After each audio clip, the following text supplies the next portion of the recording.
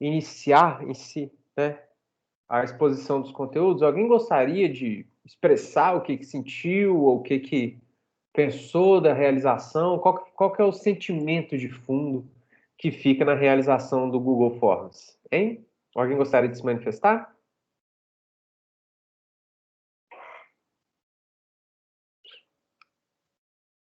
Oi, Miguel, pode falar.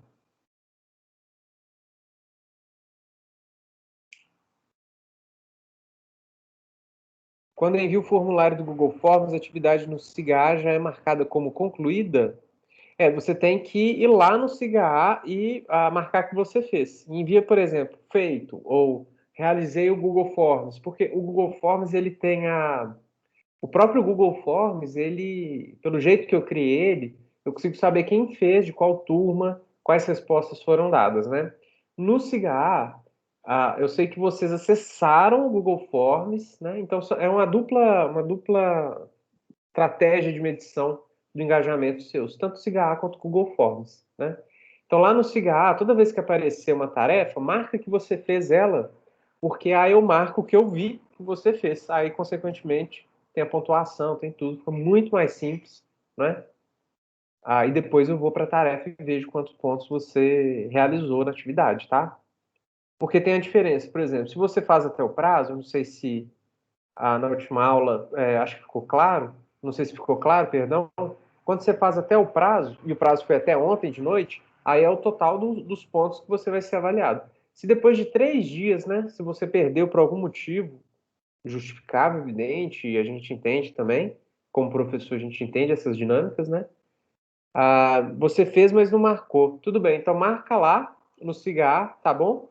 Porque é essa dupla medição. No Cigar é muito mais simples, que aí eu consigo ver o dia que você acessou e o dia que você fez, tá bom? Porque no Google Forms não tem a data, tá bom?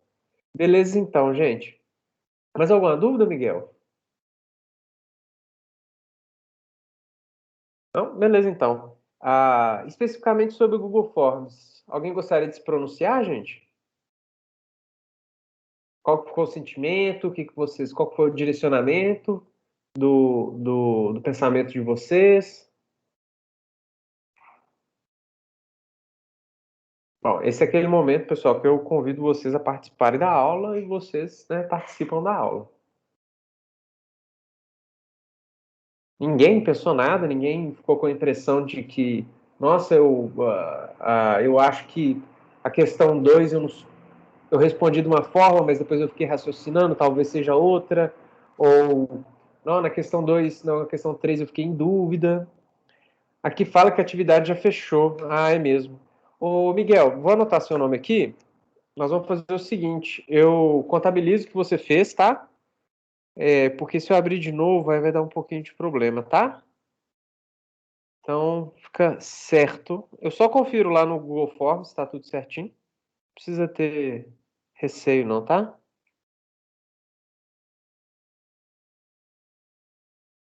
Deixa eu só anotar aqui, pessoal. Atividade Forms. Não, ninguém quer comentar nada? Então nós vamos direto para a nossa apresentação. Deixa eu projetar aqui para gente. Lembrando que essa foi uma atividade de mapeamento, né? Uma atividade onde vocês foram convidados a raciocinar e pensar. O Alexandre falou que achou a atividade interessante, principalmente a parte do canto dos índios. Legal que você pensou nessa parte específica. O que te chamou a atenção, Alexandre?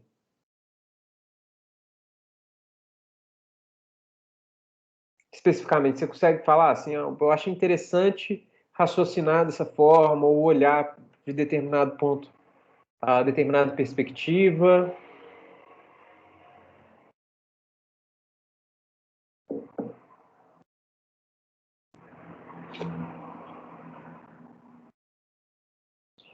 Legal, essa ideia de cultura regional, né?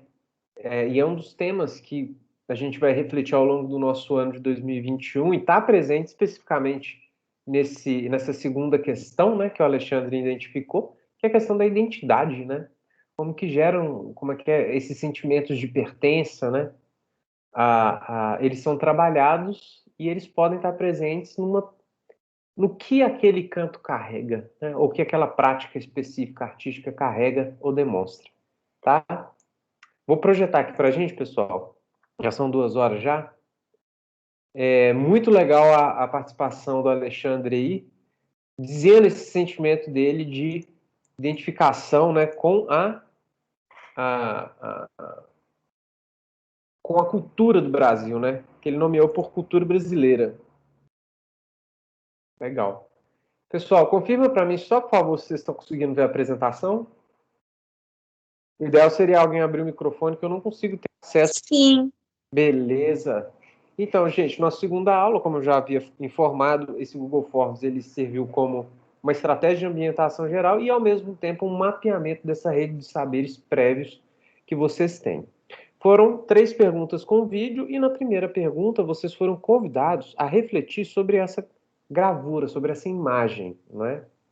E na pergunta carregada de conceitos, evidente, né? Não foi uma pergunta aleatória. O que a pergunta era? Se vocês achavam, ou seja, a partir de uma análise, de uma reflexão individual, qual a opinião que vocês expressavam, né?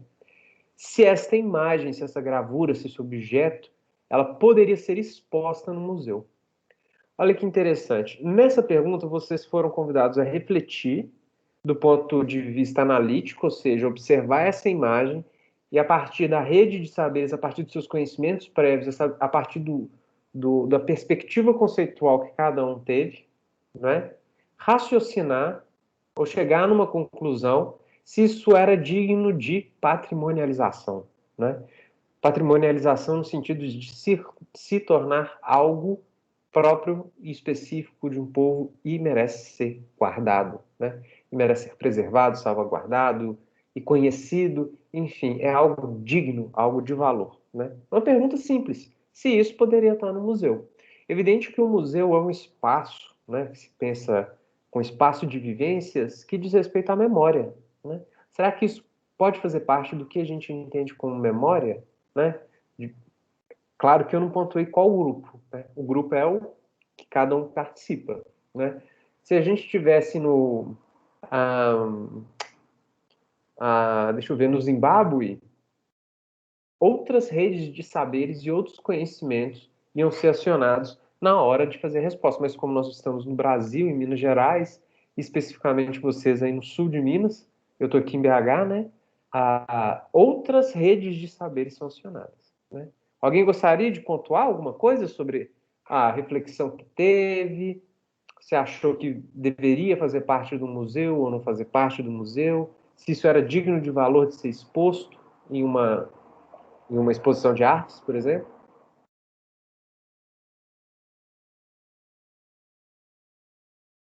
Ninguém?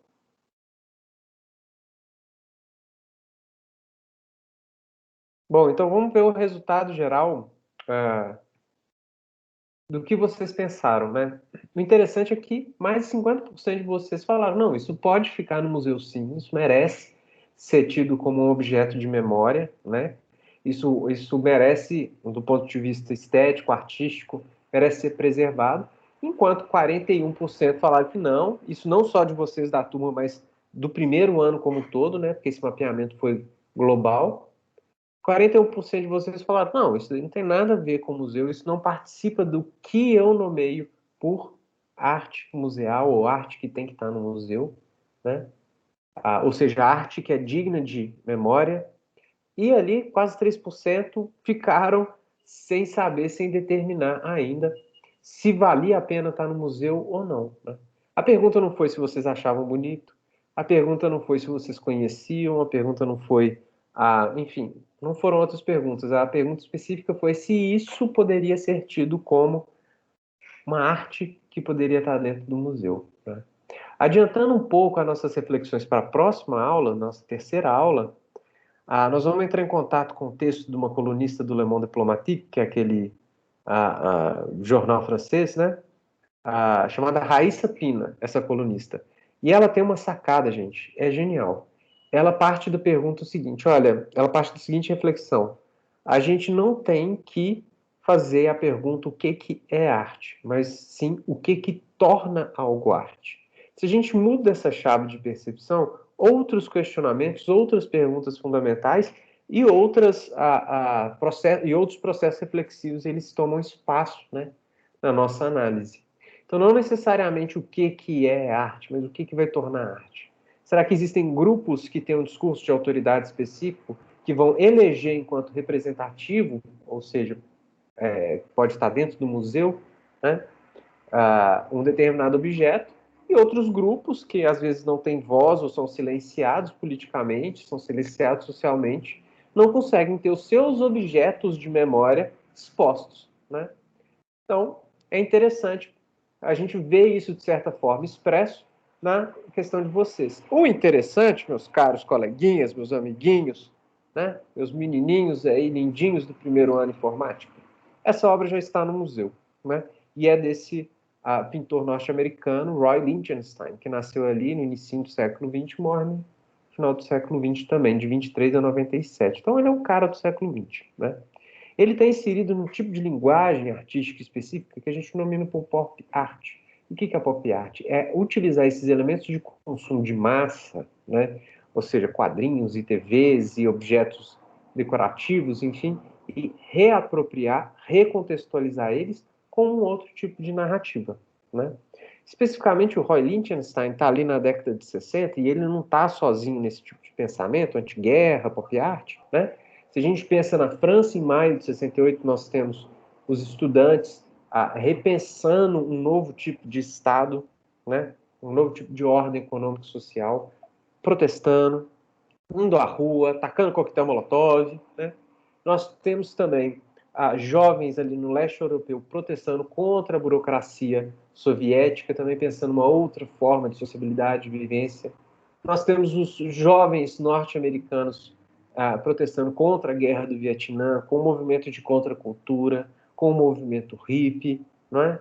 Com outros tipos de sociabilidade do Estado. Nós temos os jovens brasileiros pensando e refletindo um novo tipo de Estado, indo contra os movimentos ditatoriais que se desenhavam no território brasileiro ali na década de 60, culminando no golpe de 64 e no recrudescimento no AI-5 de 68, né? Então, essa é uma obra que está localizada no tempo, tem toda uma narrativa, tem todo um contexto, assim como o Roy Lichtenstein, que é o seu produtor.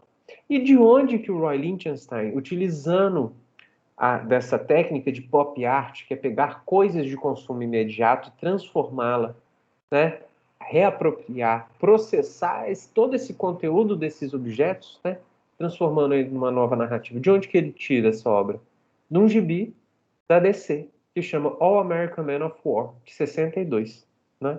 E que é um gibi exaltando o processo de combate armado, belicoso, né? Se a gente olha o que passa na cabeça do piloto do caça e o que ele fala, e o que acontece no final, traduzindo, seria: eu aperto o comando para atirar o que eu tenho que atirar, né? Ou seja, eu disparo, eu aperto o gatilho. E na minha frente, foguetes avançam através do céu. E o inimigo, então, se tornou uma estrela incandescente, né? No sentido de destruída. Isso é uma ode no sentido de um poema de engrandecimento da guerra, da morte, né? Roy Lichtenstein pega esse produto de consumo imediato e altera completamente a narrativa dele, né? Demonstrando um posicionamento anticontrário ao processo de guerra norte-americano, enfim, na década de 60, o acirramento da violência, né? E de onde que ele tira isso? De um produto de consumo imediato, um gibi, né? Ou seja, ele se reapropria disso. Isso é um exemplo, gente, porque a gente tem que raciocinar que o gibi ele pode estar hoje em dia no museu, né? Pode ser considerado um objeto de memória, né? Mas o gibi, ele ali na década de 60, ele não habitava as galerias de arte, né? Então é um jeito de contradizer, né? O jeito de se apropriar desse tipo de linguagem, né? Interessante, né? Algum comentário, gente? Fazer só, parar de projetar aqui, para a gente fazer uma recapitulação e ver o que vocês refletiram até agora. Alguém já tinha entrado em contato com essa obra? Sabiam o que é a pop art? Tinha uma noção mais ou menos? Consegue dar exemplos de pop art? Claro que isso é um momento inicial das nossas reflexões, né?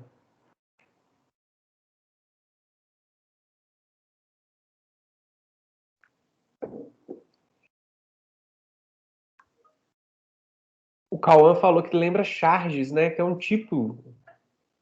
Deixa eu ver o que mais que ele mandou. A Nicole falou que ainda não tinha visto isso, né?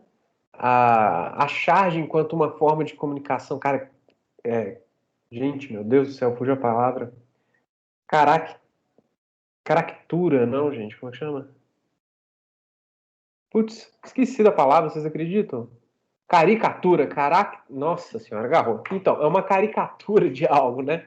Mas a charge vindo ali como um processo também reflexivo sobre o momento político, né? Normalmente é sempre crítico, aparece em jornais, né? É uma forma de se auto-perceber um momento político através das charges, né? Imagina, por exemplo, se uma charge fosse apropriada, né, pintada num painel enorme de 5 metros por 3 e exposta no museu. Né? Seria uma apropriação desse elemento de consumo de massa, né? A, e uma ressignificação da sua presença. Né? Ou seja, a narrativa ia ser outra. A Alice já falou que já conhecia a pop art. Né? E nós temos vários exemplos, Alice. Aqui no Brasil, por exemplo, a gente tem um discurso, tá até no YouTube, depois vocês podem ver, que pergunta para o Caetano Veloso o que é pop art, né? E ele fala, pop art é isso aí, é o que tá, é o que as pessoas fazem, e a gente pega e transforma isso, né? Isso é a perspectiva dele. Legal que a Alice conhecia também, que vocês refletiam, Cauã associou com as charges, né, que tem um conteúdo expressamente político, normalmente, né? Vamos voltar aqui para a nossa projeção, que a segunda, né, uns exemplos de obras do Lichtenstein, por exemplo, a Sleeping Girl, de 64. Né? A gente tem esses pontilismos que representa a textura da face da menina que dorme, né? Imitando um processo de gravação simples, né? Dos gibis, né? A tinta, para economizar a tinta, né? Na máquina eles utilizavam essas bolinhas, né? Então ele traz isso, é uma técnica produtiva própria de um elemento de consumo de massa, né, que é a revista em quadrinho, que é apropriada por um artista, né, enquanto uma estratégia de representação, né, para a linguagem dele. No caso, aqui seria a textura, né? Ao mesmo tempo os traços grossos, né, do cabelo, enfim, da sobrancelha, do contorno da face, que trazem essa ideia de um nanquim, né, como se fosse uma gravura, como se fosse um desenho, né? Da mesma forma, em 62 ele compõe, né, e apresenta para gente o The Grip, né? A gente vê essa cor sólida, vermelha, forte, com um punho que segura algo, então já tem uma narrativa aí, né? E ao mesmo tempo a gente consegue ver a presença, de novo, dessa técnica de pontilhismo, né? Na mão, sobretudo na mão, simulando uma técnica de impressão gráfica num papel de jornal, que é onde ia virar o gibi, né? Então isso tudo faz parte da técnica específica, um conjunto de procedimentos ali que cai no gosto de determinado artista, pode ser validado por um grupo de indivíduos com certa autoridade de fala sobre o tema, né? São apropriados, ressignificados e entram para dentro do museu, né? E são ditos como significativos. Essa era a reflexão que vocês tinham que ter desempenhado, né? A segunda, que foi até o que o Alexandre falou, que é a questão do canto indígena, diz respeito basicamente sobre um conceito, que é o conceito de beleza, não é? E a reflexão que vocês foram convidados a ter era analisar esse canto a partir desse conceito beleza, né? Alguém gostaria de falar um pouco? Talvez o Alexandre. Seria interessante abrir o microfone, pessoal, quem puder. Alguém gostaria de abordar essa questão? Como que interpretou esse canto?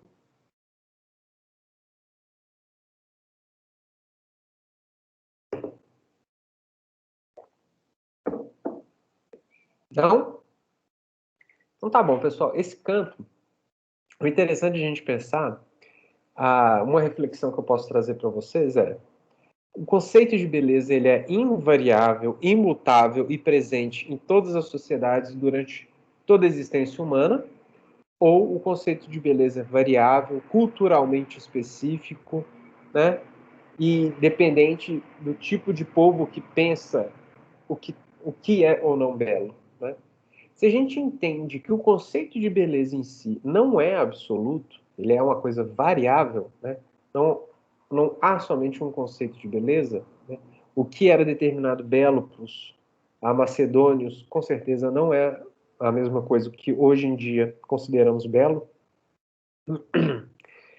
Então, como ele é um conceito relativo, será que ele é uma chave de entendimento? Ou seja, será que ele é um parâmetro, um paradigma, uma diretriz de entendimento para avaliar aquele canto? Será que a gente tem que olhar através de uma percepção de beleza? Né? O interessante, gente, é que 64% de vocês admiraram aquilo, de certa forma, né? O canto em si nomearam enquanto belo. Não, realmente, isso é belo. Né? E cada um, né, se fosse perguntado individualmente por que você chamou que é belo, cada um ia ter uma justificativa, né? Uns mais próximos dos outros, outros mais distantes, mas ia ser plural a perspectiva de beleza, já denotando também a pluralidade do conceito de beleza, né? 14% de vocês falaram que não é belo. Isso que está acontecendo não habita o que vocês entendem por belo. Aquele seu conceito de belo, aquela prática daquele canto do povo que sede do Xingu, não, não é belo. E ali quase 21% e meio não conseguiu, de certa forma, determinar por que provavelmente deve ter refletido e visto, será que é o conceito de beleza que eu tenho que entender? Será que é... Enfim, né? O interessante é que esse canto, especificamente, como o Alexandre trouxe para a gente, diz respeito à identidade, né? Ah, esse canto é um trecho, né, um documentário, né? O Amto, que é um documentário produzido pelos Kisede, que são povos do Xingu. Ah, registra um tipo de festa, um tipo de ritual, que é a festa do rato, né?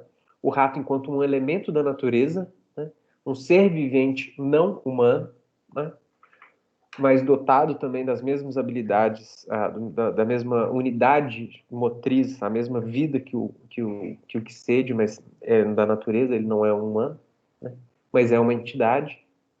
Então, diz respeito à festa do rato, né? E ritualiza, dramatiza a socialização das crianças, né? Então, diz respeito à socialização das crianças e vai botar em vista para eles, vai representar, performar, ritualizar a narrativa de que um rato, um elemento da natureza, trouxe o milho, também um elemento da natureza, para uma mãe e para um filho, né?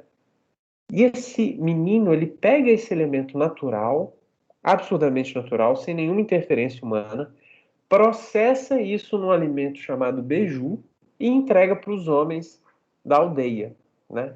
É isso que eles estão ritualizando, apresentando no canto, que seriam questões de formação de identidade e hierarquia, quem que é a mulher, quem que é o filho, quem que é o homem e o que que a natureza traz para o ser humano na sua sobrevivência, né?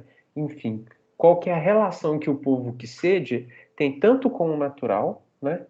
Tem tanto com o alimento, com os animais da natureza, como o povo que sede se vê enquanto organização social, né? Qual que é o local dos homens, das mulheres, das crianças, né? As diferenças de idade entre esses indivíduos, será que articula algum sentido ali específico? Né? Será que ser velho na sociedade que sede tem a mesma importância ou o mesmo significado do que ser velho na sociedade mineira, por exemplo, atual, né? Ou é culturalmente específico? Culturalmente específico. Isso é interessante da gente pensar, porque leva a gente a raciocinar o seguinte: o parâmetro de beleza, já botamos o martelo que não é absoluto. Beleza é algo relativo. Como algo relativo, é dependente da cultura.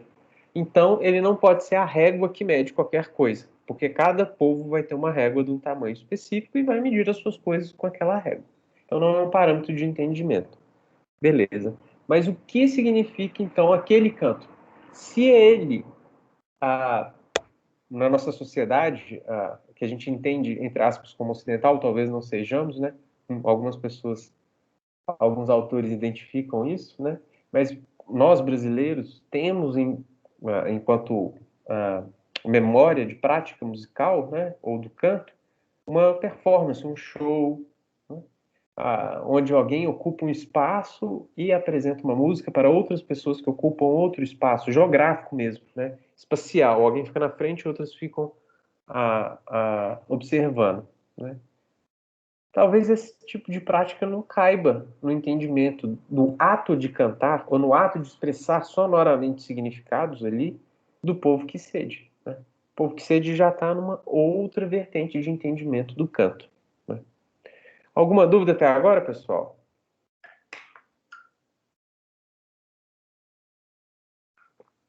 Não? Então, beleza. Por exemplo, a gente expandir um pouco. Lá no laboratório de imagem e som e antropologia lá da USP, tem esse registro do povo Chavante no Mato Grosso, né? Antes do Xingu. E eles estão reunidos de forma circular, né?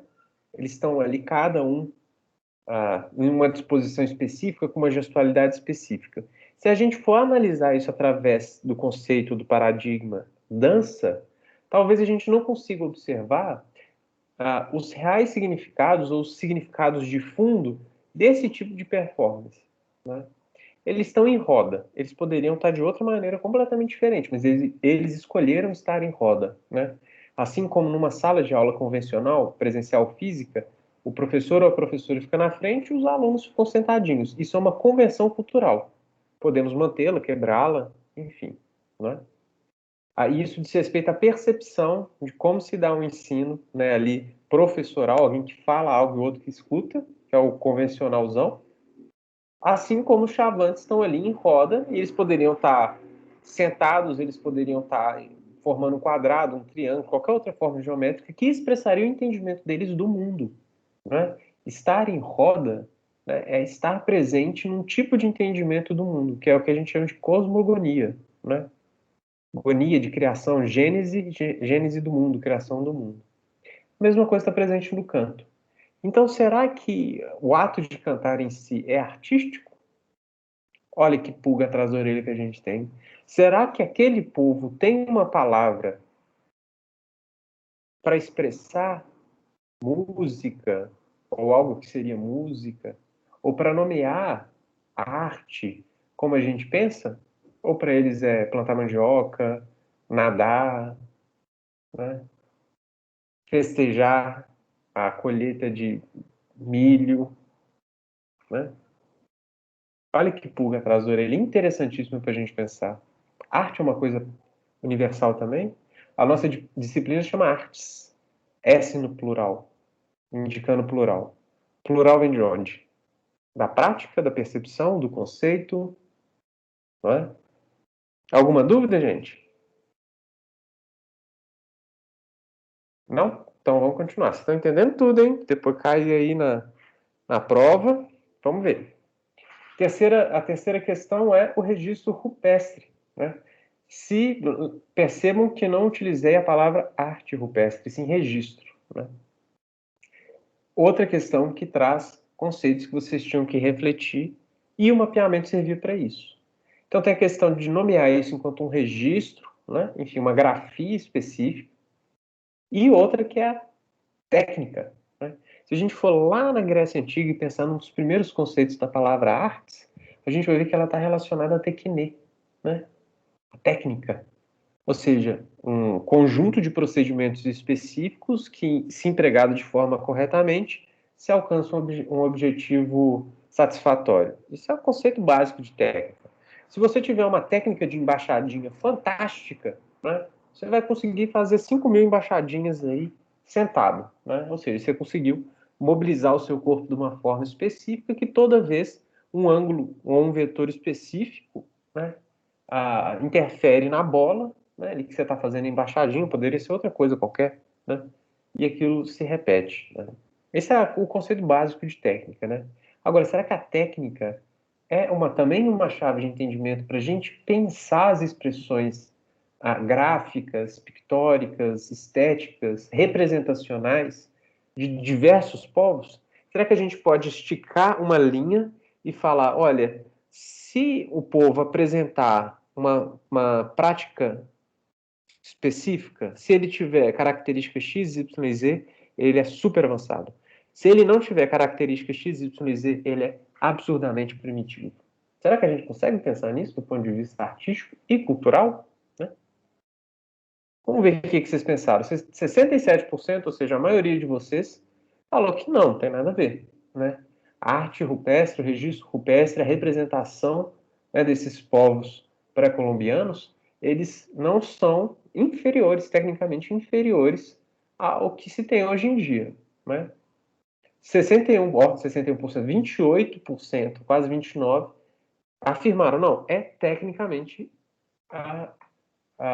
inferior, né?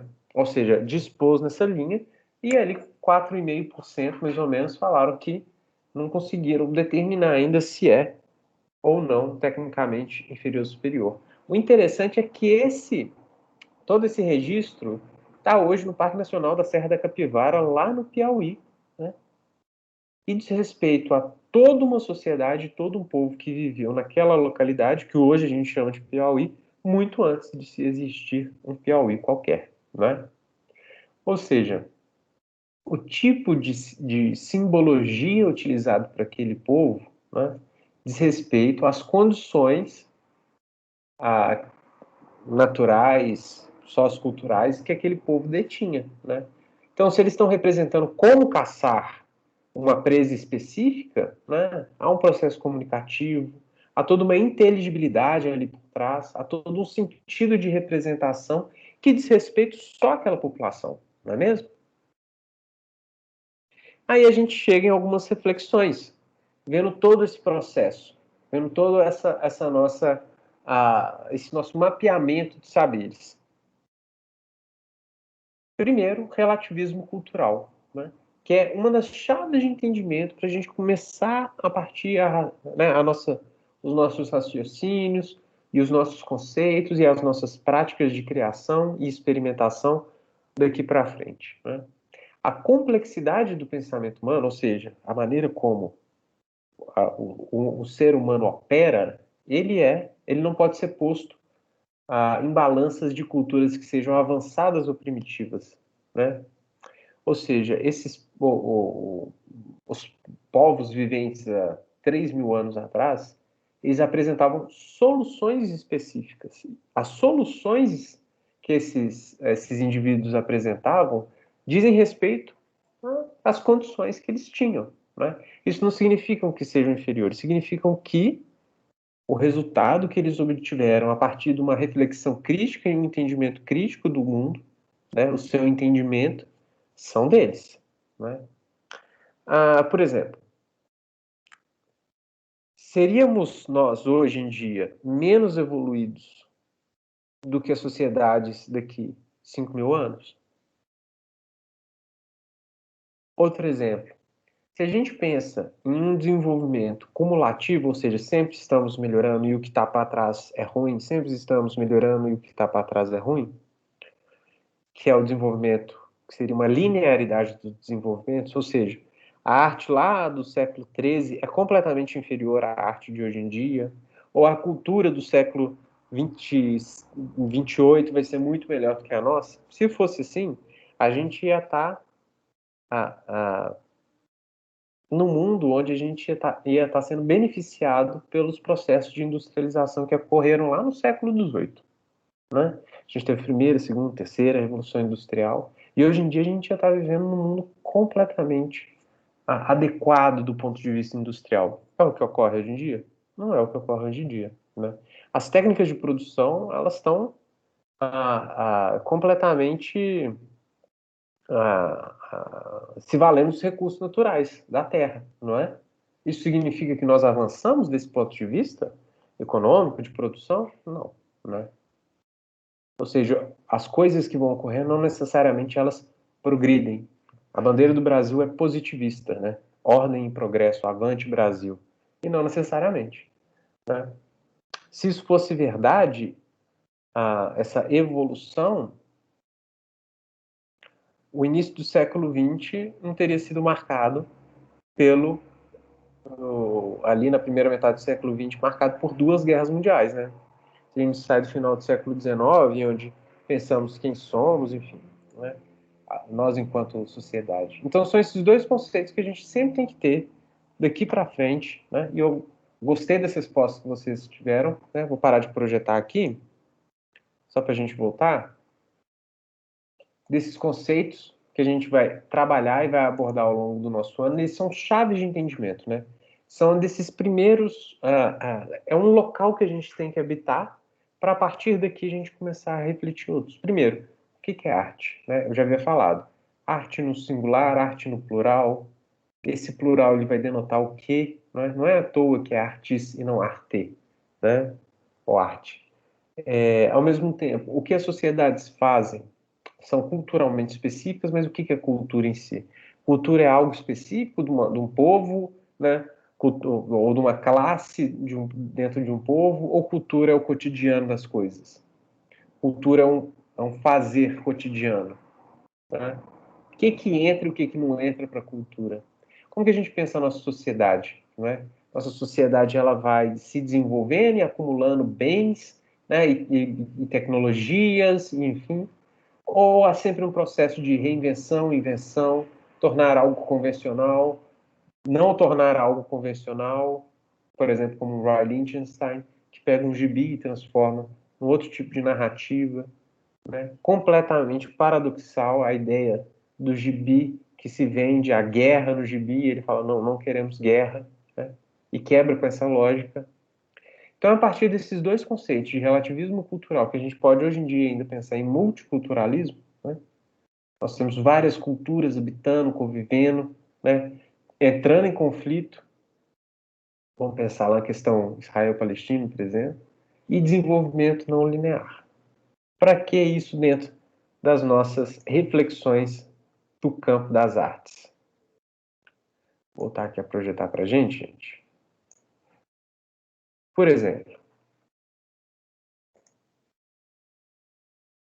à esquerda aqui do slide, a gente tem uma cultura que tem mais de 3.400 anos de idade, que é uma cultura da cultura micênica, uma cultura da Grécia Antiga, de 1.400 anos antes de Cristo. E à direita, a gente tem uma escultura de um artista italiano, pintor e escultor italiano, chamado Amadeo Modigliani, né? De 100 anos atrás, 110 anos atrás, não é? Contextualmente falando, eu gosto de fazer essa brincadeira normalmente nas primeiras aulas, e os alunos tendem a localizar a escultura da direita como mais antiga do que a escultura da esquerda, né? Isso se dá através do tipo de traço ou gesto que o escultor desejou imprimir nessa pedra. Isso dá através de qual chave de entendimento? Talvez a chave de desenvolvimento linear, né? Ou seja, uma coisa apresenta traços primitivos, então, consequentemente, ela é mal elaborada, ou, consequentemente, ela é não desenvolvida, né? E é exatamente isso que a gente tem que quebrar quando a gente olha para alguma expressão artística. Porque se a gente olha com essa chave de entendimento, de que existem coisas primitivas em relação às outras, e coisas que são feias em relação às outras, e coisas que são, enfim, que carregam algum tipo de carga pejorativa em relação à outra, a gente começa a hierarquizar as expressões culturais humanas, e a gente vai chegar inevitavelmente nos horrores de por exemplo, uma supremacia racial, né? E é exatamente isso que a gente não entende hoje em dia, né? As culturas, elas são igualmente importantes, elas se autorrefletem, elas refletem o mundo à volta. Cada uma dessas soluções são pontuais, não significam que elas são, né, comparativamente, a gente não estabelece essa relação, né, de comparar uma coisa com a outra, não é mesmo? Então, com essas chaves de entendimento, a gente vai iniciar na nossa próxima aula a seguinte reflexão. A partir do texto da Raíssa Pina, que é essa colunista do Le Monde, a gente vai pensar o que faz algo ser arte, né? Que foi a sacada genial da Raíssa Pina, né? Em vez de a gente ficar se perguntando e se debatendo numa pergunta sem resposta, o que é arte, vamos começar a pensar o que faz algo ser arte. Quem que acredita esse poder àquele objeto enquanto um objeto de natureza artística, né?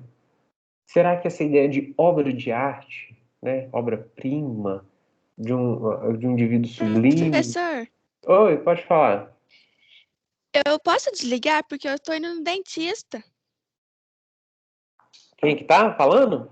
Gabriele, Ô, Gabriel, nós já estamos terminando a aula. Você está sendo atendido agora? meu dentista é 12h40. Não, tudo bem, Gabriele. Então tá, Tá? tchau, professor. Falou, tchau, tchau. Tchau. 5 minutinhos. Então, gente, que a Raíssa Pina traz para a gente a questão de o que faz algo ser arte, né? Essa pergunta, que é uma pergunta muito mais rica, que vai partir da análise de outros fatores e se distancia dessa ideia de o que é uma obra-prima, o que é um indivíduo com talento, né? Com essa chave de entendimento da arte, né? Interessante esse raciocínio. Então, para a nossa próxima aula, vocês vão acessar o CICAA. Eu vou botar uma tarefa lá, logo depois da nossa aula vai estar lá. A tarefa vocês vão ter que ler esse texto. É um texto simples, é um texto de jornal, não é um texto teórico, né? Não é um texto conceitual, é um texto de jornal, é uma matéria muito bem escrita, muito conceitualmente muito refinado, né? Mas não é chato de ler, muito pelo contrário. Então vocês vão acessar lá. Eu vou deixar tanto o link, se vocês não quiserem baixar o PDF, como o PDF também, se vocês quiserem baixar. Que na próxima aula a gente vai refletir sobre os conceitos da Raíssa Pina, tá bom? E nós vamos realizar um questionário em sala de aula, no CIGA, com os conceitos trabalhados pela autora, tá? Na próxima vez, gente, eu sei que, agora assim, fugindo um pouco do tema da aula, nesses minutinhos finais, né? Só para a gente fazer um combinado, eu sei que esse horário de 1h50, logo depois do almoço, né, ou nesse período de início da tarde, dá uma moleira mesmo, né? Dá um cansacinho também, eu entendo perfeitamente. Só que a gente precisa tornar um pouco mais dinâmico a aula, porque senão, para a gente que dá aula, é maçante às vezes, sabe? A gente ficar aí olhando só para os nomezinhos e... Deixa eu até parar de gravar aqui. Para os nomes